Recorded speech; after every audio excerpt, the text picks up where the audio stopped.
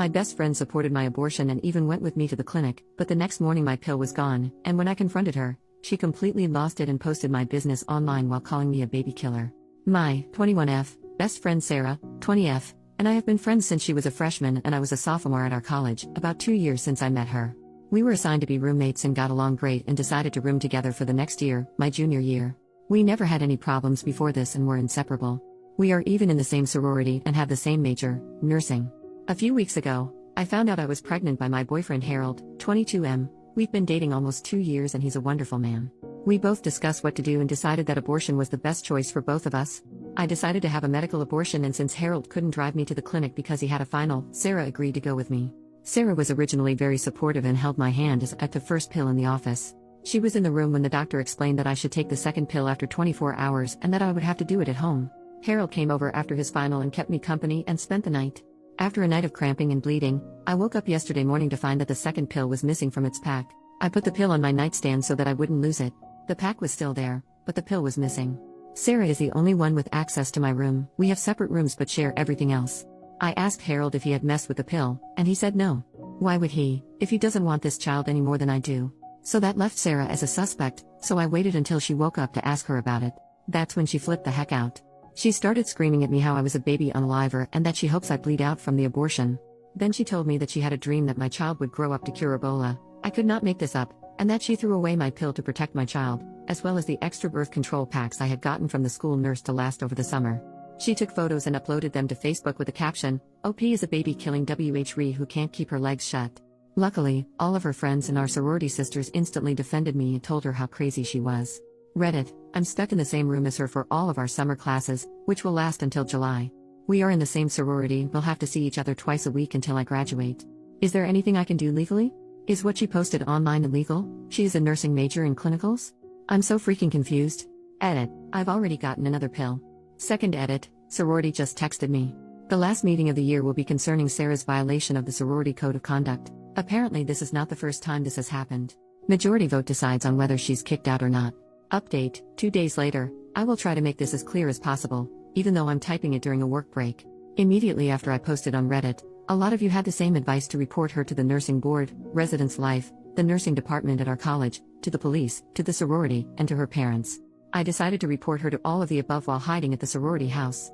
Early yesterday morning was when Sarah made her Facebook post about me, and it took only until after lunch for my sorority sisters to start texting me like crazy.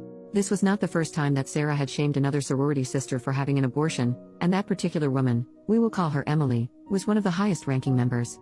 Emily was the one who called the meeting to have Sarah kicked out for breach of the code of conduct, treat all your sisters kindly, support one another, no gossiping, etc.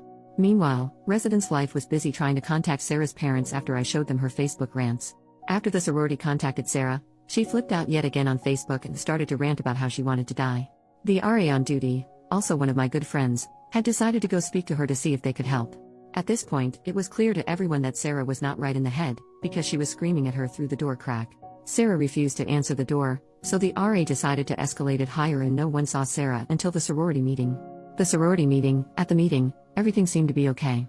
Sarah was the last person to arrive and she just took her seat and acted normal. It was eerie to see her gush over everyone only hours after she pulled her stunt. Only about half of the sorority was present, but the president decided to proceed regardless. It only took 2 minutes for us to vote unanimously to kick her out. Emily sat next to me the whole time. To put it mildly, Sarah did not take this well. She turned bright red, spit on the ground in front of Emily and me, and ran out of the room screaming. We called campus police on her as she left. After the meeting, Sarah returned to our dorm room. The Reese Life administrator tried to speak to her, but she refused to answer the door for over 20 minutes. They had to call the police to kick down the door because she was holding the handle on the inside so they couldn't unlock the door. The police showed up, kicked down the door, and found the dorm destroyed. All the furniture had been smashed, or scratched if it was too heavy, the carpets were covered in food from the refrigerator, and she had painted random swear words on the wall in what looks like blood, but she had no scratches on her, so who knows where the blood came from. They found photos of Harold covered in lipstick in her purse. This wasn't like a kiss mark from lipstick, but more like she used the lipstick to entirely cover Harold's face like a crayon. She resisted the police trying to peacefully convince her to accompany them to the hospital. Sarah was taken to the hospital and charged. I'm not sure what the exact charges were, but I am aware that it includes unlawful possession of prescription medication because they found my pills in her purse and they had my name on the labels. She is still in a hospital today undergoing a psych evaluation. The hospital, Sarah and I were both interns working for the hospital that operates the pregnancy clinic. I reported her to HR for theft, harassment, and privacy violations along with giving them screenshots from Facebook. As of this morning, Sarah did not turn up for work, so she was terminated for no call, no show.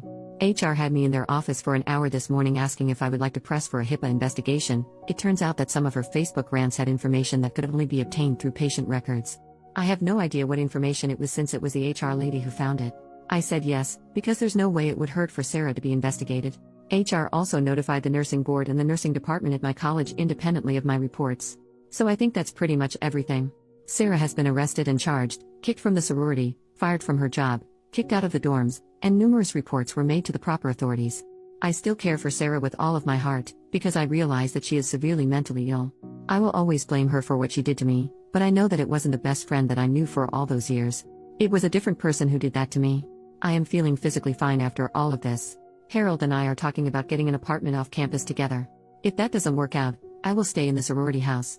Sarah's parents have promised to pay me back for the abortion costs, $400, because they know I didn't do anything wrong. I'm grateful that I have their support.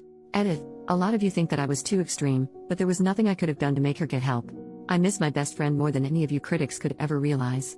Don't judge me for doing what was best for everyone involved, including myself. Her right to sympathy ended when she deliberately chose to steal from me, slander my name, destroy my laptop and possessions, and when she refused help from everyone who tried to help.